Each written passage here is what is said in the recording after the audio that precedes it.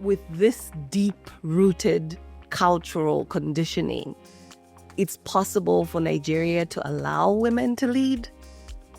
Well, I don't think they will allow us. We have to push for it ourselves. We cannot wait for them to give us permission to do anything. We have to decide that we want these things. We are going to go for these things. We're going to garner support from other women, and then we are going to make sure that we get to these positions. So the other day I was scrolling through Google. You know, Google has this feature you can just scroll, you see random news. Yes. Yeah, on the homepage. Yeah, so I was scrolling through and I saw this news. Mother of 4 gets into Harvard. Now, what is wrong with that headline? Actually, what is wrong with that headline? Why What is why mother of 4? Where's her name?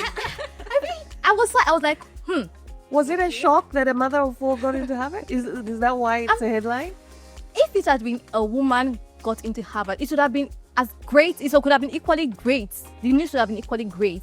But why did you have to qualify the news with more than 4? Which means that you are qualifying her achievement based on the fact that, she's successful in the home front. She can give birth to kids. So, yeah, she must be doing good in every area of her life.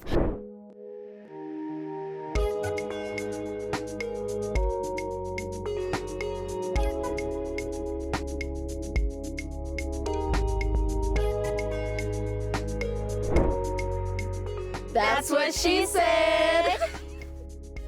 Welcome to another episode of That's What She Said. My name is Mudzite Piri, and I am here joined by 2 amazing global aspiring voices from right here in Nigeria. I'm going to let you guys introduce yourselves. Hi, my name is Emanuela Osezehi Achioya, and I am a lawyer. Impressive, I know. I'm also an activist and an advocate for SDGs 5 and 16, which are gender equality as well as peace, justice, and strong institutions. And I am super excited to be here today. That's what she said. That's what she said. Hi, I'm Tamara Tare. I'm a physiotherapist. I'm a writer. I also run a foundation where we reach out to young people to teach them about, how to become better students, as well as connect them to mentors in order to become, the people that they aspire to become quite early in life. So, yeah, I'm also excited to be here. Yay! Do you guys see that these ladies are already doing it? I'm already inspired. So the topic for today is global voices, local roots, and how Nigerian women are leading not only on the world stage, but also right here at home. So this is quite an interesting topic because everywhere in the world, people know that Nigerians lead in almost every facet of society, whether it's music, fashion, film. We are there. Nigerian voices are there. Yes. But now we have to discuss, does that impact also resonate locally on ground? Because at the same time, Nigeria is also not very well known for being the best. Like, I feel like you guys are the best of us, but then also can be the worst of us. Nigerian women, despite having global voices, does that global reach have impact locally? Well, I actually believe that that's a yes and no. The answer is a yes and no, because I have seen instances where women who are succeeding in the global stage actually have impact in the grassroots level, but that impact is most likely a trickle or a reflection of what is being done in the global stage. For instance, they don't directly come down to the grassroots level to make impact, but what they do is that they influence people who then make grassroots impact. I have been a recipient of mentorship awards.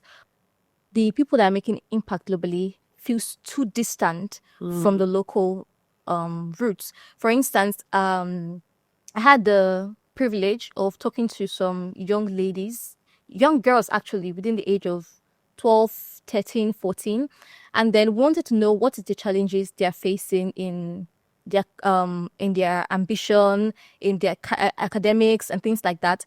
And many of them were like, they want to be authors and they want to be fashion designers. And I remember telling one of the young girls, "Oh, you're going to be the next Chimamanda Adichie." And I was so happy, excited about it. And she was like, "Who's that?" What? I was like, "You don't know Chimamanda?" A Nigerian girl? Yes.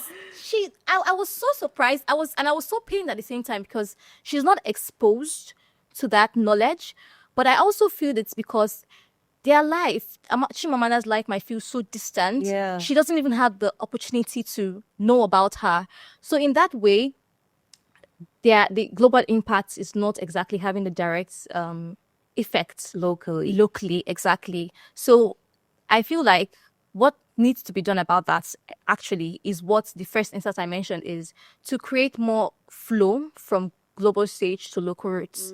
You don't have I don't expect someone on the global stage to come down to Nigeria and go to every slum village and community to start impacting girls and women. We should expect them, I think, to do that. really? They should give back. Yeah. And I actually feel like somebody like Chimamanda does a lot of work locally. Actually, it's surprising. Yes, yeah, she does it locally, but then it's not in every area. Today, this year, she might visit Enugu, Lagos, Bayelsa, but that doesn't mean she has reached every community Yeah. in that place. So I think the onus then becomes that now falls on those women that have received from her to take it back Yeah. to the community because they are at a better position to reach the lower grassroots. Yeah. Yes. So I think that's how global impact can actually translate to grassroots. Yeah, it doesn't have to be directly Exactly. Chimamanda herself, Exactly. but other people who know about Chimamanda should Yes. be able to share her story with others. Exactly. Okay, I think another way that people on the global stage actually impacts people in the local communities is just by being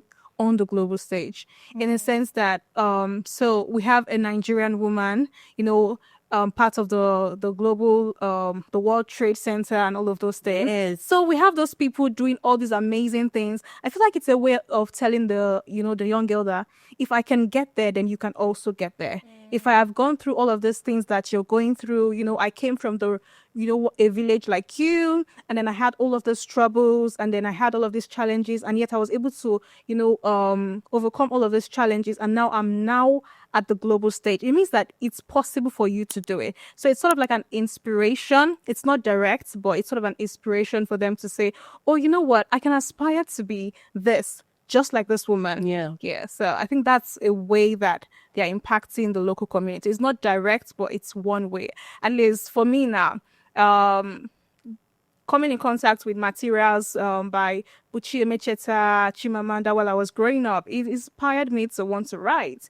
I mean, that was the first time I, knew that, okay, women can actually go out there and do things. Women can actually aspire to things. Nigerian women can aspire to things and get them. So it's a way of actually, they serve as role models. Yeah, role models, and then they inspire young girls to actually, aspire to these things. Yeah, yeah. I mean, Dr. Okonje is one of the women I look up to. Yeah. She leads the World Trade Organization, Exactly. and she's been even at the International Fires Corporation. So for me, I'm always like, if you are leading at a big organization like the World Trade Organization that runs world economies, surely we should be feeling the impact in Africa. I'd love to ask her, like, what is happening there? Actually, she has projects geared towards that. Okay. Earlier this year, she launched I've actually forgotten the exact name of the project, but it's a economic and financial project that helps young Nigerian women who are in trade actually to be able to boost their businesses. Okay. So it was specific to Nigeria, right? So you see, she's actually bringing back home Yes. from her position. So it was specific to Nigeria, and a lot of people actually benefited from that. I remember going through social media and I was seeing a lot of, oh my God, I got the grant from this program organized by Dr. Okonjo-Iweala, and I was very happy actually, because I think this was the first time I was seeing something like that happen from the World Trade directly. Like, it was so obvious that it was coming towards Nigeria, and it was a Nigerian person in charge of that project. And I think that's one way she's actually creating local impact. Yeah. Because when she empowers these women, there are opportunities to be able to empower other women. So like I said, I don't think the impact necessarily needs to be direct, right? I think it can trickle down. Yes. From the global stage to the roots. Fantastic. That's I'm glad to know that she's doing that, and I hope to hear her doing more because she's really got a powerful position, and it should resonate on the ground. You guys are aspiring global voices. What impact have you had already in your own spaces? Because I'll speak for myself. I think I have had impact. I always start with my impact starts at home. I'm a mother, I've got a child. And so before I can even think about impacting anywhere else, the first place I want to have impact is with my child in my home. That's the number one place that I aspire to have impact. And then everything else is secondary. I am actually the founder of two organizations. Yeah. That's what she said. That's what she said. Yeah, so the first is a human rights education organization. So basically, we believe that human rights should be accessible to human rights education should be accessible to all. And it's not just the education; it's the empowerment to actually access justice, right? So earlier this year, we started this whole idea for a campaign, and we collected various data from people in the community where we actually realized that it was a problem when people don't know their it's a problem when people don't know their rights. Yeah. So this year's campaign is actually because of issues that we found were very, very terrible and unnecessary in our country. It's the issue of Nigerian police arresting people unnecessarily. Oh, yeah. Yes, you just owe a debt, or you fail to pay your rent, and then they bring up the police to pick you up and take you and lock you up, and then for days no one sees you. Yes, and then actually it does happen, and they don't give you the right to call. You don't get to call your lawyer. You don't get to ask for bail. Yeah. You just stay in there in the cell until they feel like, oh, the person that paid them or asked them to put you in there. They don't even tell you why they're They arresting don't tell you. They don't tell you why they're arresting you. Just put you there and flash out and say, "Shut up, Jare. What's wrong with you?" You have to tell me what you're arresting No, for. that's police. Yeah. They don't do that. So what we are doing is not just telling these people that it's not supposed to happen, because then it's just like you're giving them useless information, right? So what we're doing is that we're trying to connect them with pro bono lawyers and people who actually can take steps to help them, get out of those kinds of situations, people who can fight for them. But then they would not have access to those people if they do not know in the first place. So that's what we're trying to do, bring that knowledge to them, help them understand that, they can actually take this step and that step towards helping themselves, right? So I think one of the impacts I've had in that area is the fact that more people I talk to about this, even before the campaign, are like, seriously? Oh, I didn't know of that. And so the fact that minds are being enlightened, that's impact. That is big impact, girl. Yes. I see also people say, oh, wow, thank you for this information. Yesterday, I went to print out my campaign materials, the official campaign materials. And the printer who was printing it was like, oh, I didn't know any of this. And he was reading me. I said, oh, just take one. Yes, just take one. Just take one. And he was actually enlightened. And I was like, wow, I'm actually starting. Yes, I'm actually starting. Yeah. And then the second organization has to do with women empowerment and gender equality. And I started that actually about 6 years ago, when I was leaving secondary school, but it was not official. It didn't have a structure or things like that. So this year, I'm placing in structures.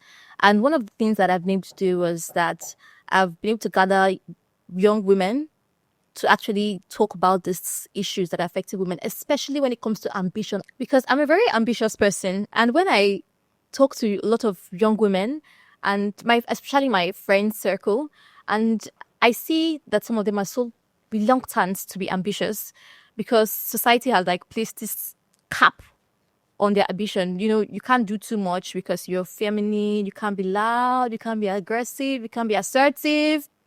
And whenever you hear people talk like this, it's actually very discouraging. I felt really sad when I had these conversations. It actually was very touching. And I was like, does it mean that if I decide to tread this path, I won't have people backing me up?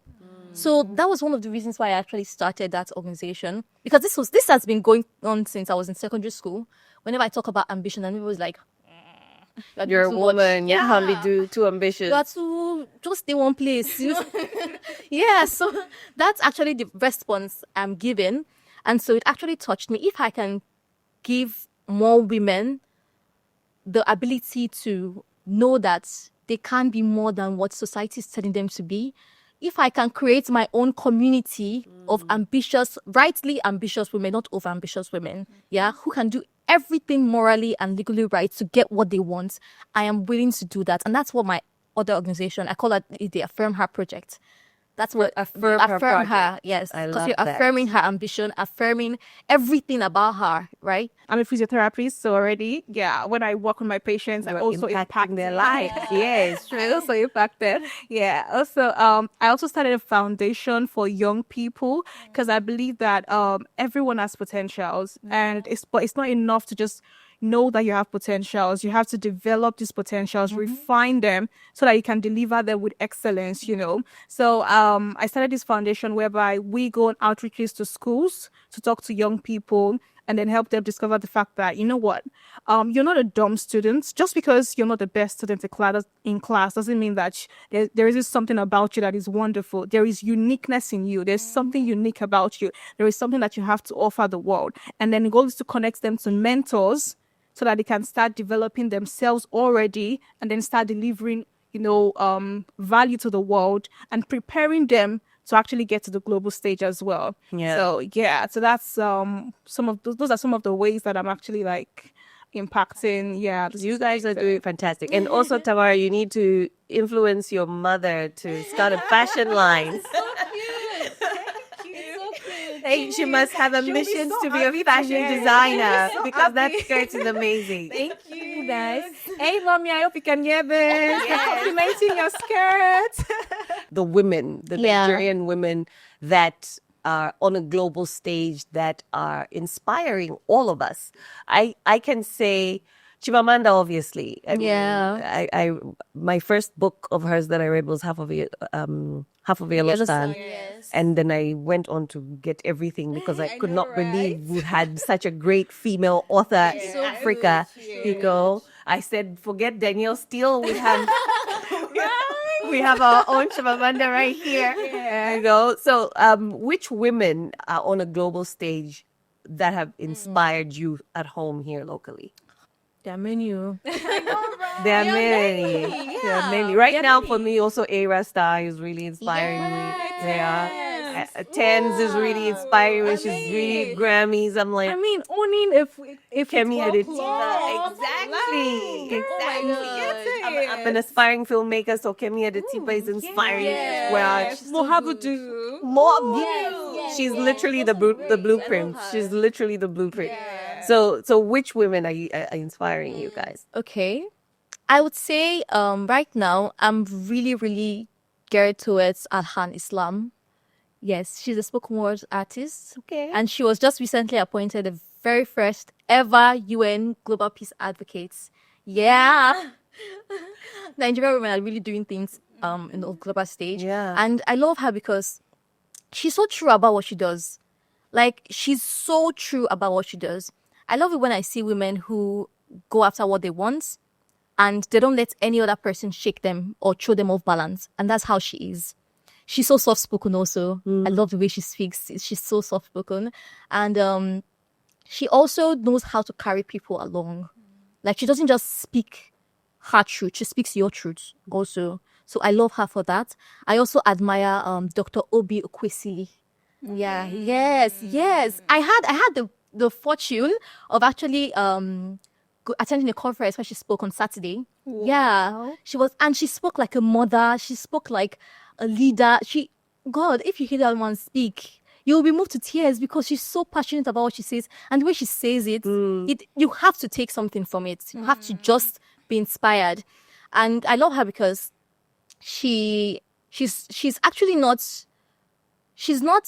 making excuses for the problems we have in our country, not making excuses for the problem that the older generations have created for the younger generations, but she's actually telling the younger generation that you can't clean up our mess. Yes, you can't clean up don't say that, because we did this, you're going to leave it. Because it's not just you that's going to bear the burden. It's your children and their children and their children. So Africa and Nigeria is not for other people to come and clean up, to change. It's for us to actually change from within. That's what she said. Yeah.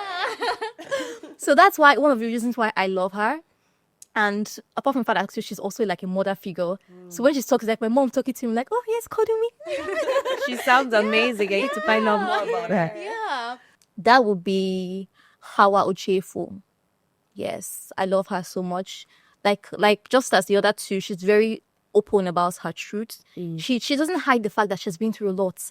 And you know, society, when women come out and tell you that they have been through this and that, they try to put you down, use your experiences to like bury you on the ground. And for the fact that she was so bold to talk about the fact that she had been through sexual abuse, and she went through mental, issues, but she came out strong. That story actually is very inspiring. It sounds very inspiring. Yes, I love bold women because I'm still on the journey to being bold and bolder, right? Yeah. So when I see people actually living that reality, I want to emulate them. I want to know more about their story because that helps me also come into the woman that I want to be. Every time I pick up a material by Chimamanda, I'm like, let's go do something great. I want to go do something great. What can I do? What can I do? Do I start a book club? What do I need to do? Because every time I am inspired, every time I come in contact with her materials, even if it's just on social media, even if it's just a random post, every single time I'm inspired. I mean, she was literally the first person I had speak about feminism. Yeah. Before Chimamanda, I didn't know anything about feminism. I didn't know anything about women's rights. I mean, she articulated it so well and made me realize that, oh, this is something we should be talking about. And then I started speaking about it, and people were like, why you? Yeah, but then she inspires me so much, and then she comes back to give to the community as well. I love that about Olden Writers Workshop, helping people to become like her as well, grooming people and then encouraging them, and it's so wonderful, really. I mean, I hope to meet her one day. You will. yes. Speak it into existence. Yeah. I guess there's this particular person as well, Olamide Olowe. She's in the UK. She was like the youngest person to raise about $10 million for a venture capitalist fund. So she was so young, and yet she has done so much already in the financial world. And I'm like, okay, girl, I want to be like you. I want to do so much, even as a young person. I don't want to wait to get so much older before I can say, oh, I've achieved this, I've done this, I've done that. Yeah. And then another person that inspires me is Ibukun Awoshika. I mean, she also started very young. She started her own company at I think 22. And she's so bold. And then she was the chairman of First Bank at some point. Yeah. So she's just this amazing woman. She speaks up about, things that are happening, what women should do. She tells you, you know what, you need to be with the right partner in order to, aspire to and get to that stage that you want to get to. And she speaks boldly about this thing. She doesn't shy away from all of these discussions. And I love that about her. So yeah, those are some of the women that really, really inspire me. I love her too because she's very active on Instagram. I was very surprised because women her age are usually not on social media, but the fact that she's on social media and she's sharing her experiences is really fascinating. So there's positive impact and then there's negative impact, right? And one voice that's on the global stage, a Nigerian voice that is so disappointed is Kemi Badenoch, right?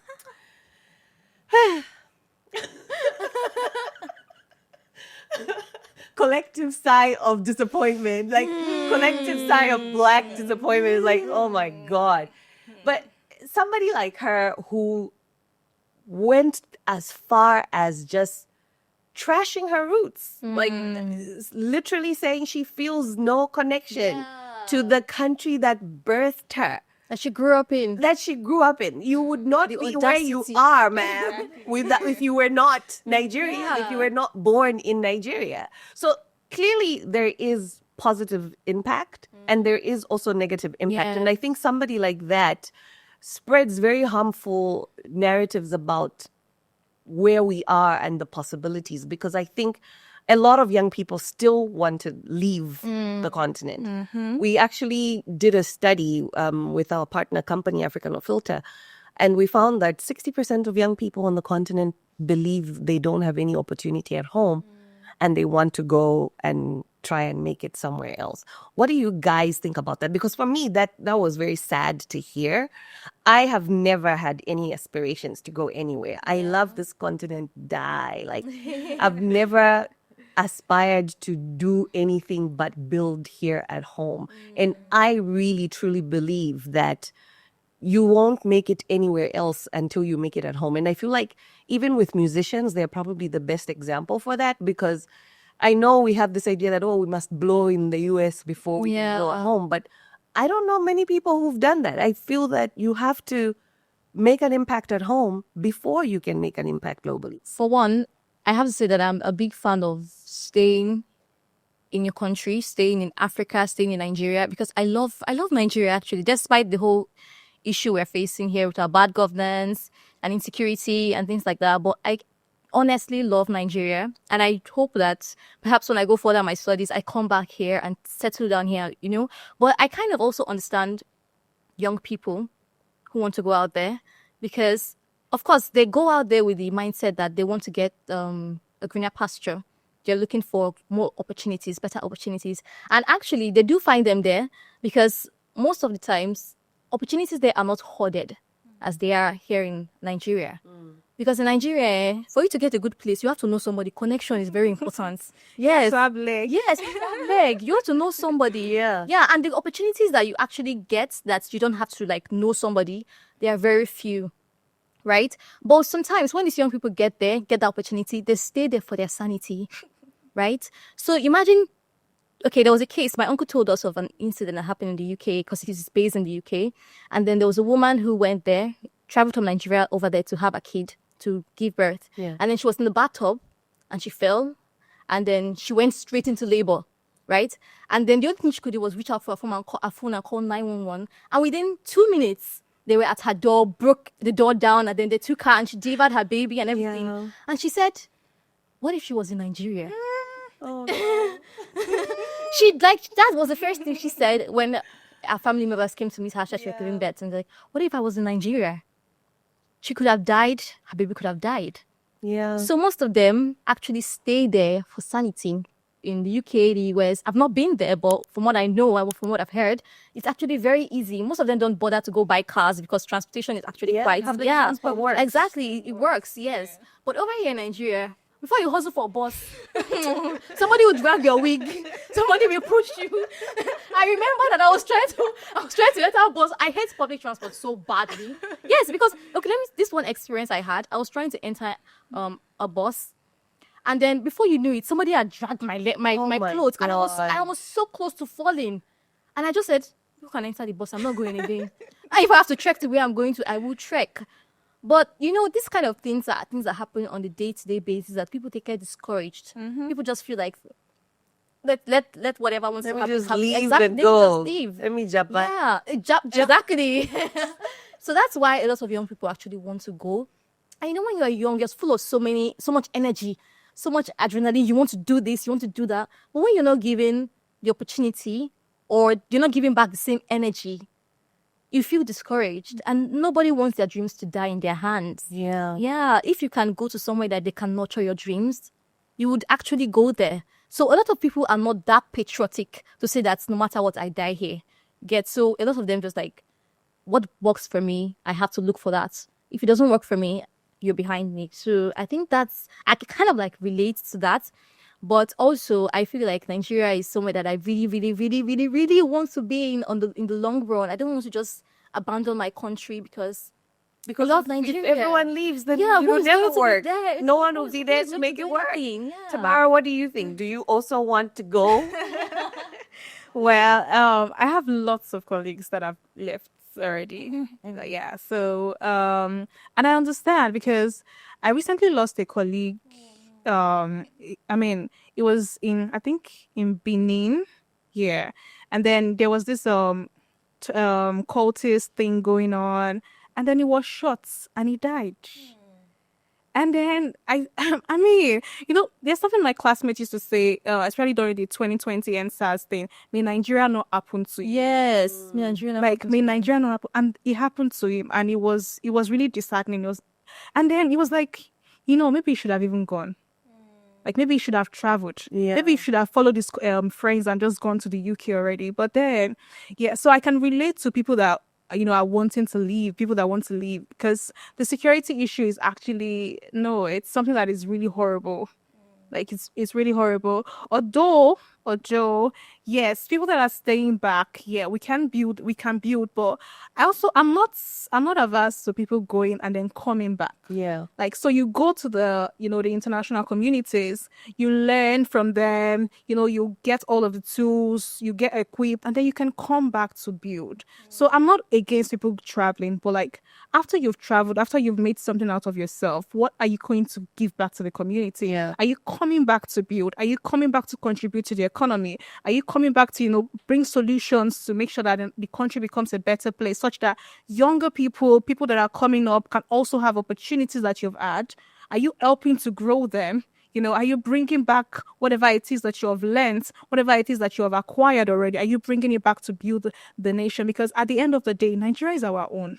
Nigeria Exactly. belongs to us. Yeah. So it's on us. We cannot wait for the white man. We cannot wait for the foreigners to come build Nigeria for us. It's on us. We have to build Nigeria ourselves. So if we have to go there to get all of the tools, to get educated, to have a different mindset, and then come back, that's okay. If you're asking me, that's okay, as long as we come back to build. Yeah. It's I'd like to contribute disappointing that something you said. leaders don't understand this and they Yeah. don't see it and actually try to make things work.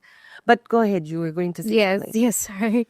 Yeah, so actually I agree with what you said about coming back to build, because that's actually the best way. You get their knowledge, you get their tools, and come back to Nigeria and build. But the issue I feel is that most people don't even desire to build, to come back to build. Yes. So I think one thing we should focus on is also building back that spirit of patriotism within our fellow Nigerians outside there, that they realize that it's not just them, because a man is not an island on their own. They're not. No man is an island. So your home is your home, like you rightly said. So they have to realize that first before they even have the desire to want to build. You get, so because I think a friend of mine is actually in the US. And she has no desire of coming back. Come hell, come. She has no Even with desire. what's happening in the US right now, Even with that, yes. African Americans are trying to leave. She has no desire of coming back because she just feels like she hasn't exposed to a better life. And some people when they lived a lesser life in Nigeria and they see something that's a bit better, they feel like I cannot go back to that. Yeah, actually, that's the mindset. So for someone like her, she needs to realize that it's not just her, right? It's not just her at stake. One day her kid might say, "Oh, I want to actually know my hometown. I want to go back home." But you've done nothing to prepare your kid or that place for your kid who's going to come back home. So they need to realize that it's bigger than just themselves. So I think one thing we need to do is to try to help build the spirit of patriotism in our fellow Nigerians outside the country, so that they just realize that they have to come back at a certain point. Which brings me to my next question, right? Do they owe Nigeria anything? Has Nigeria done anything for them to deserve them coming back to give back? I mean, that's what Kemi Badenoch says, right? Like, Nigeria hasn't done anything for me. So why should I care and want to give anything back? The country that she believes has done everything for her is the UK. I have something to say about that. Okay, so that's saying, what has Nigeria done for me? Honestly, Nigeria's done a lot. If you're asking me, first of all, Nigeria gave you the background that you have. We have an almost free educational system, like in Nigeria. Like you can go from primary school to secondary school for a very negligible amount of money.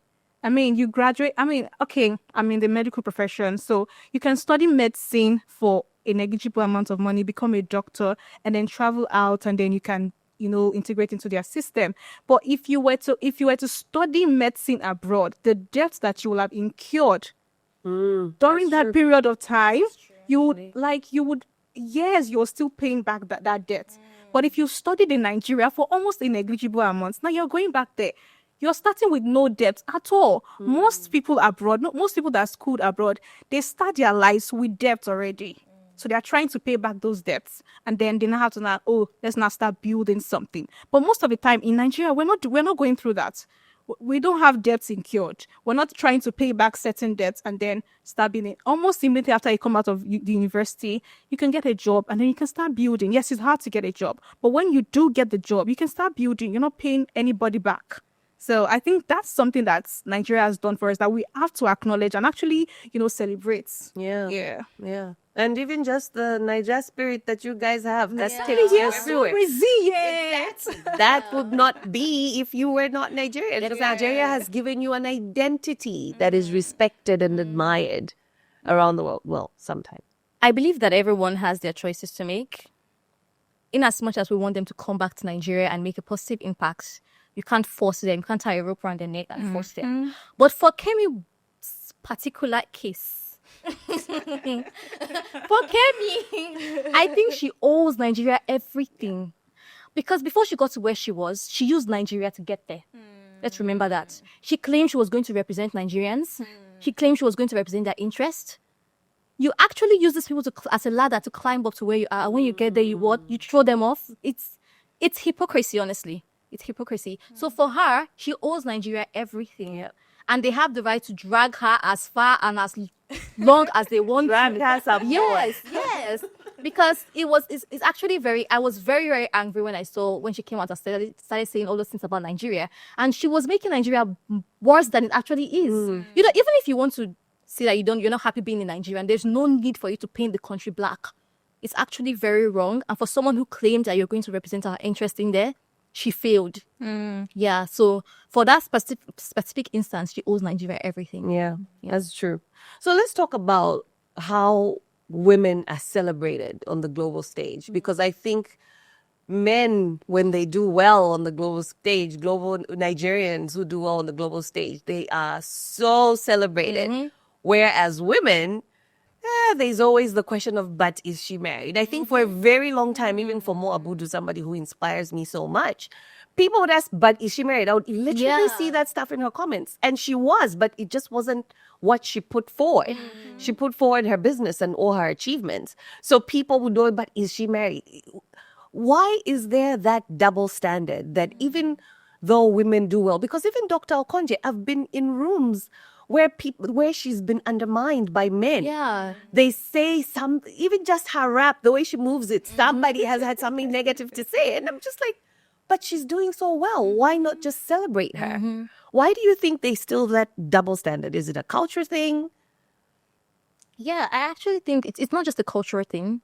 It's also a religious thing, and it's also a generational thing, because culture and religion, they're passed through like generations, and generations down, we have been told women are supposed to be this and that. Social norms have been assigned. One grandma I encountered, she was like, if no be man, be my doctor, I no feel sit down. No. And that was a woman, That right? was a woman, Oh, yes. God. Because she felt that the man had more experience. She felt that the man would know what he's saying than a fellow woman, right? So I think that's because that's the mentality that has been ingrained just by culture. Because Nigeria is very diverse in culture, and all culture actually have something that limits a woman. Yeah. Yes, in all culture, every woman is supposed to be nurturer, supposed to be cook, supposed to be this and that, and religion came to just Same. came to a side icing on the cake. Yeah. So everything, and when you hear of things like, oh, the man is the head of the household, and the family is the primary institution. Of course. Yeah. So the man is the head of the primary institution. Why should the man not be the head of the bigger institutions? So that's like the logical. That's like the logical reasoning. And behind are lots of they people. though the head of the house? This topic keeps coming up, and I'm like, It's like really, if we really think about it, are they? They seem like a figurehead, but are they really the ones running the and show? leading the show? at home? Exactly. I think mothers are the ones who are leading at home all the time. Yeah. So maybe we should start leading countries. But they want to console you and say you are the backbone, you are the spine. Yeah, so I think that's one of the reasons why women are still being questioned when they're on the global stage. So for someone as accomplished as Dr. Okonjo-Iweala to be questioned based on the fact that is she a good housewife or is she a good mother, that's actually very demeaning. Yeah. It's actually very demeaning. Yeah, so if you're to judge a woman based on her merits, judge her based on her merits alone. not by any other qualification. Like, especially for somebody like her, you are not in my house for you to be judging me based off of whether I'm a good mother. She's not. Your interaction with me is based as the leader of the World Trade Organization. Ask me if I'm doing my job well. What has what I'm doing at home got to do And with she's you? obviously doing her job well. Exactly. For the second term. Exactly. And I feel like that's just the issue, even just with the gender equality conversation.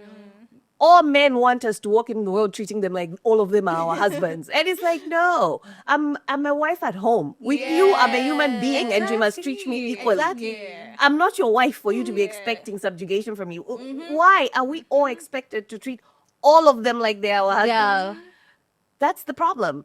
So do you guys think with this deep-rooted cultural conditioning, it's possible for Nigeria to allow women to lead?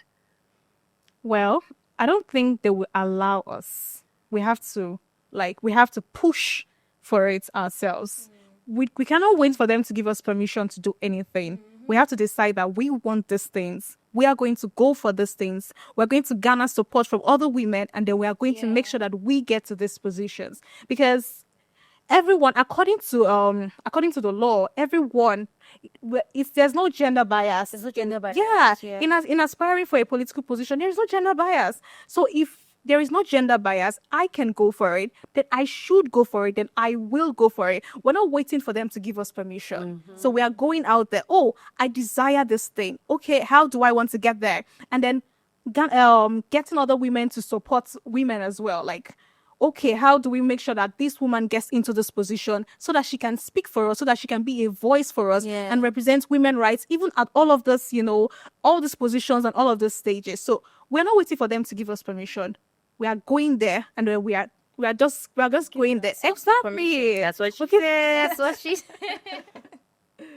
Apart from not waiting for permission, I think women have to be intentional about infiltrating the spaces where these narratives are being pushed.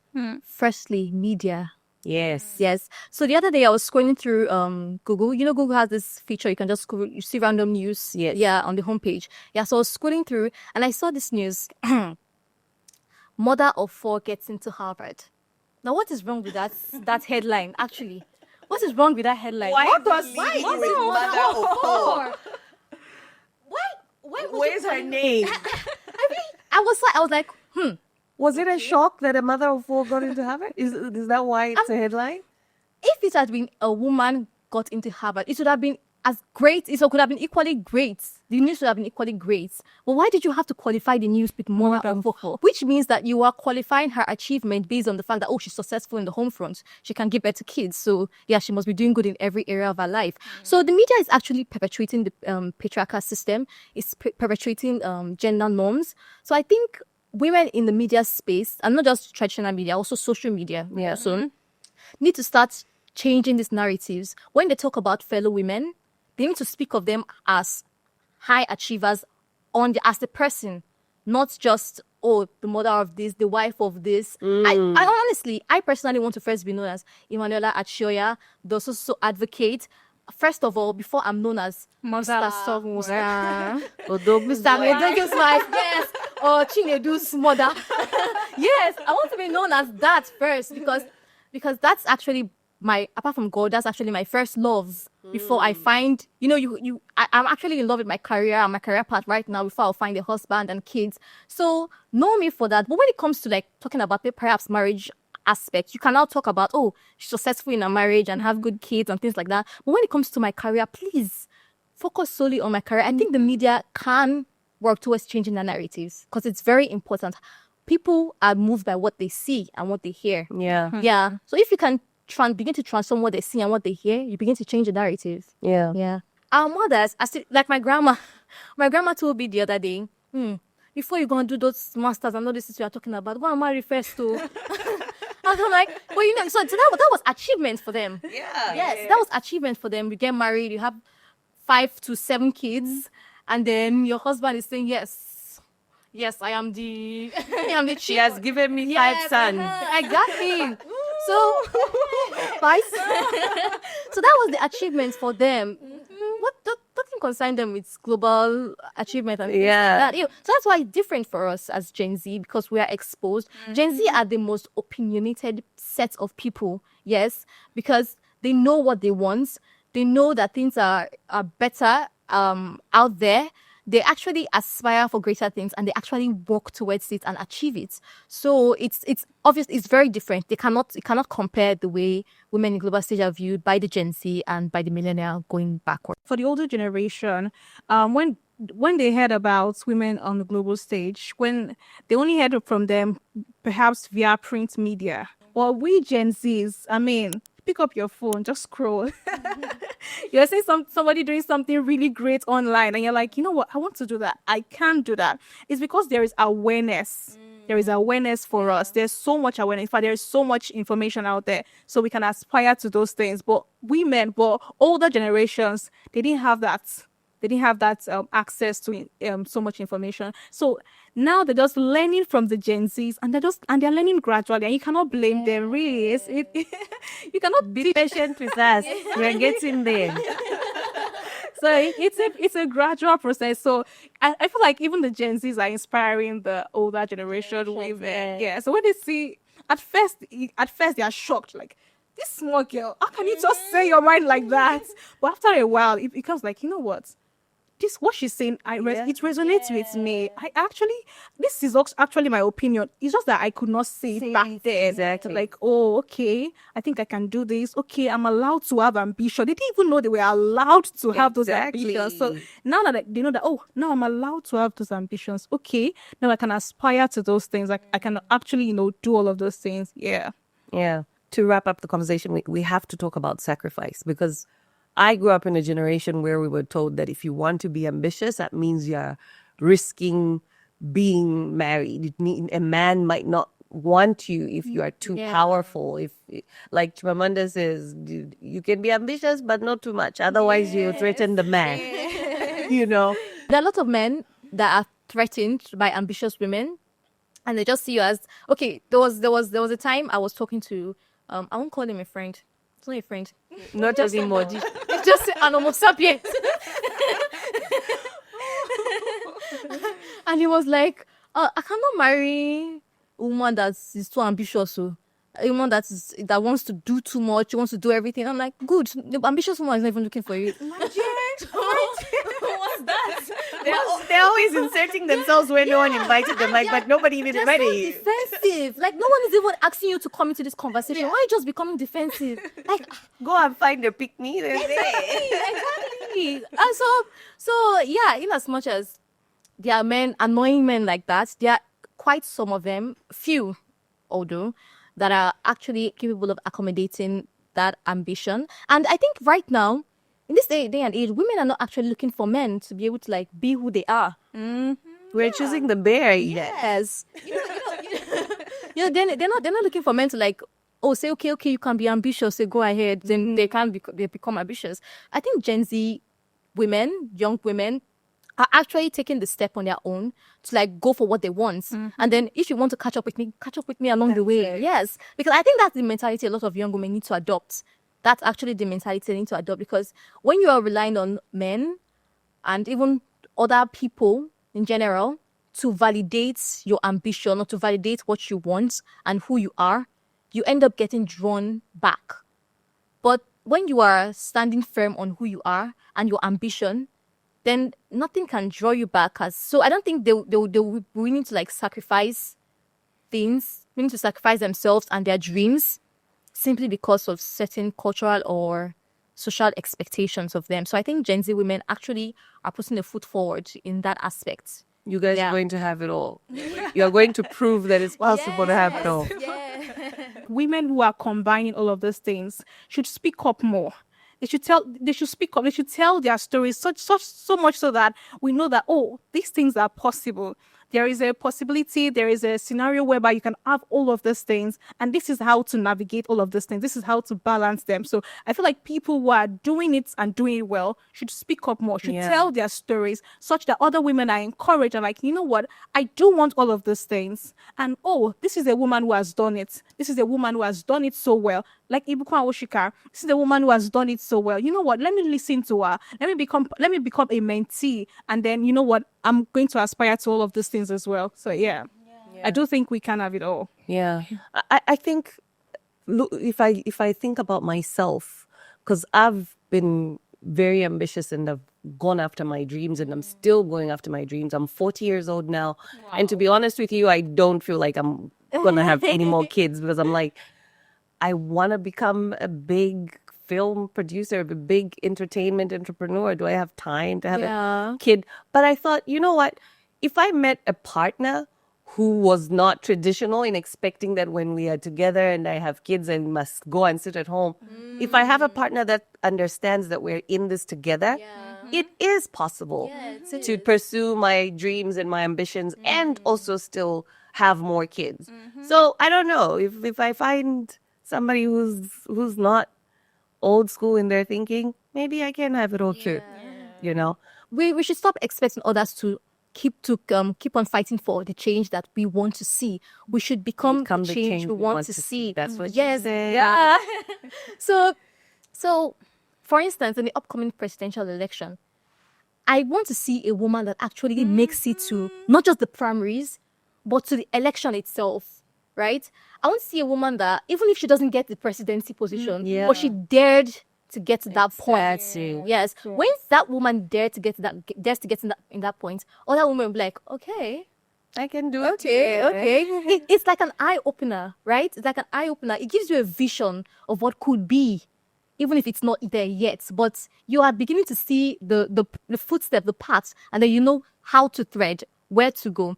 And one of the reasons why a lot of women are discouraged to go into those positions, politics, entertainment, is because most of them are threatened, some of them are criticized, and when everybody is on your neck about certain things, you can easily back down. Yeah. And I've actually read a couple of articles where female political candidates, for presidential positions, governorship positions, were actually bullied out of the race. Yes, in Nigeria here, even in the last elections, they were bullied out of the race. So I want to see a woman who dares to do all the rugged things. Get your arms be a bad girl, like the Kenyan MP say. Because yes, nice girls don't get the corner office. Good girls don't get the presidency position. Get to be a bad girl for once. Yeah. So I guess if we see someone like that, it becomes a visionary, like an eye opener to a lot of women to say, okay, this is possible. Okay, I can dare to actually do this and do that. I think that's one of the bold and radical moves Nigerian women need to take. No more complacency. No more sitting back and say, what is meant to be will be. Because kesera, it's not it. It's not it, actually. It's just what is meant to keep you caged, right? So I think that's one of the steps we need to take. Fantastic. Yeah. So on the back of what she said, having, women come out to the forefront and say, you know what, I want to aspire to this thing. I want to do this thing. I also believe that we should have communities.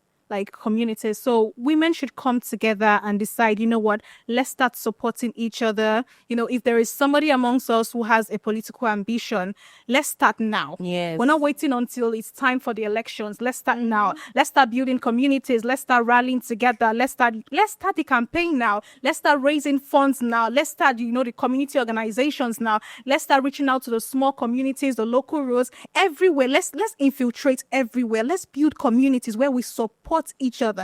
Collaboration is really, really key. So there is a woman here, doing something great in the financial industry. There's somebody here doing something great in the entertainment industry, just like the feminist coalition in 2020. We met, women from diverse, exactly, they came together and they were able to, do something really great. So that community, I feel like we really, really need communities, where we have women coming together, supporting each other, making sure that, this is what we aspire to. This is where we're trying to get to.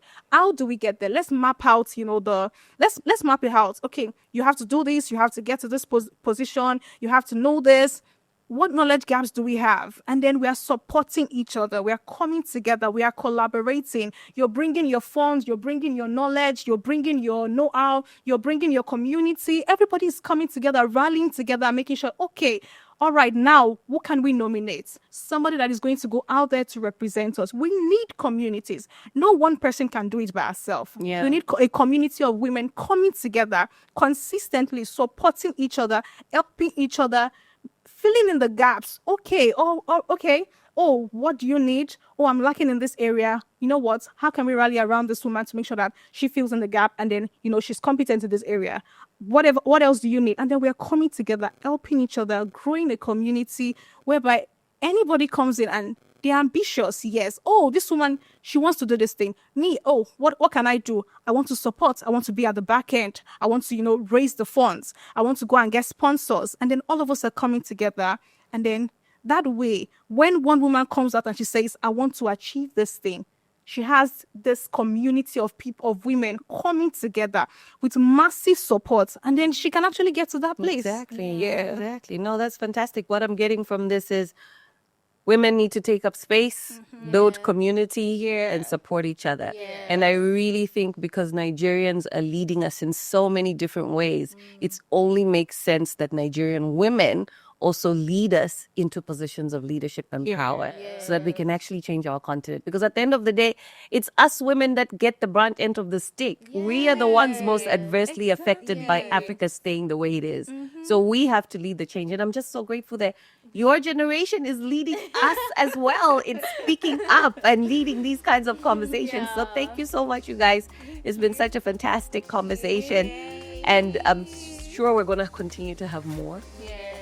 And on that note, that's what she said.